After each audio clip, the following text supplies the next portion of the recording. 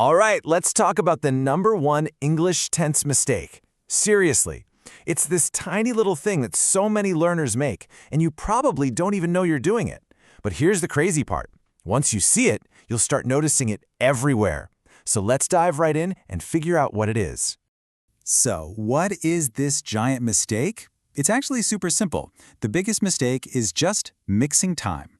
Yep, that's it. It's when one part of your sentence, is talking about the past, but another part is totally stuck in the present. And that little conflict, that little clash, that is exactly what we are going to fix for good today. Okay, I want you to ask yourself a serious question. Do you make this mistake?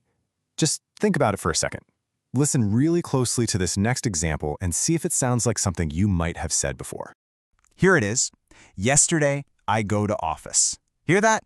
Yesterday, I go. That's it. That's the mistake right there. That little mismatch between yesterday and go is the classic example we're talking about. And hey, if that sounds familiar, please do not worry, because the fix is actually incredibly easy. So you might be wondering, why does this even happen? Well, I've got some really good news for you. If you make this mistake, it doesn't mean you're bad at English. Actually, your brain is right. It's doing the right thing. The problem isn't your logic at all. It's just a tiny little mix-up with the verb. Okay, let's break down what's happening here. On one side, you've got your brain's intention. It's thinking yesterday, right? That's a finished time. The action is done, it's in the past. But then, on the other side, you've got your verb's message. The word go is telling a totally different story. It's shouting, this is happening right now. So you see, the two parts of your sentence are literally fighting each other. So, the big question is, how do we stop this fight? How do we get everyone on the same page, get our verbs and our brain to finally agree? Well, it all comes down to one simple but really powerful fix. I like to call it the golden rule. And trust me, once you understand this, those tense mistakes, they're going to become a thing of the past. For real. Ready for it? Here it is. The golden rule is just this. The time word controls the verb. That's it. Just think of the time word in your sentence. Words like yesterday, last week, or tomorrow. Think of it as the boss. And whatever the boss says goes, right?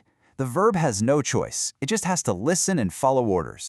Let's say that again, because this is the whole key to everything. The time word controls the verb. Burn that phrase into your memory. If you can remember that, you've got the secret. The time word is always in charge. Okay, so that's the theory. Theory is nice, but let's actually put this into action, right? We're going to take our golden rule and see how it works in the real world. Let's start fixing some sentences and make sure that verb is doing exactly what the boss, our time word, tells it to.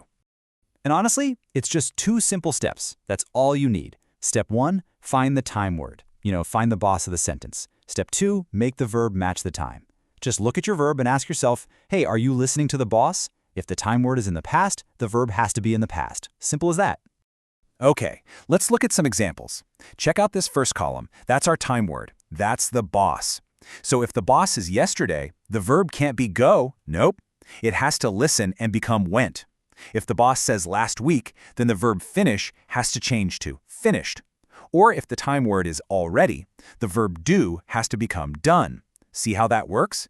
The boss word is always forcing the verb to change. It's a non-negotiable. So let's circle back to our original sentence. Remember the before picture? That clunky sentence? Yesterday I go to office? It just feels wrong. But now, after applying the golden rule, look at the after picture. Yesterday I went to office. It just sounds so much better, doesn't it? The fight is over, everything's in harmony, it just flows. So why are we making such a big deal about this? I mean, what's the power of this one small change? It's because getting this right is like an instant upgrade for your English. Seriously, it's a tiny change that makes a massive difference in how fluent and how natural you sound to other people. That's right, we're talking about one thing, just one. You don't have to go memorize a million different complex grammar rules. Just focus on this single, super high-impact habit. Make sure your verb always matches your time word. I'm not kidding. If you really commit to fixing this one single habit, your English is going to improve, and it's going to improve fast. People will understand you so much more easily, and maybe more importantly, you're going to feel way more confident when you speak. So, I'm going to leave you with a little bit of homework. Think about it. What are some things you've said or maybe written just this past week? Can you find a sentence where you accidentally mixed the time? Which sentence are you going to fix first using our golden rule?